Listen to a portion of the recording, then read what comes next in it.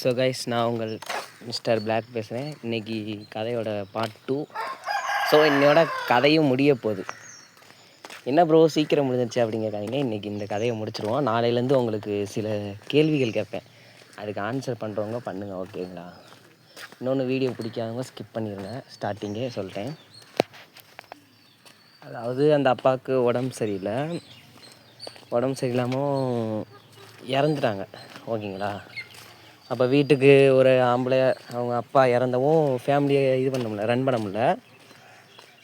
பண்ண முடியாதனால கொஞ்சம் கஷ்டம். நிறையா வீட்டில் கடன்லாம் இருந்திருக்கு.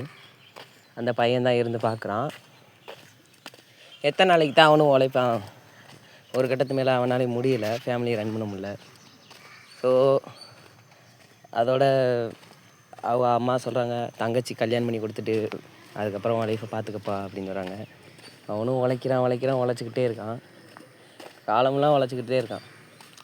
இப்போ என்னென்னா, இப்போ உள்ள பயலுக வீட்டுக்காண்டி உழைக்கிறானுங்க.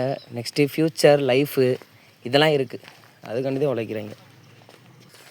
ஸோ அதனால் இந்த காலத்து பையங்க ரொம்ப லக்கி. ஒரு சொந்த வீடு கட்டி, சொந்த பைக் வாங்கி அப்போத்தே கல்யாணம் பண்ணுவேன்னு இருக்காங்க.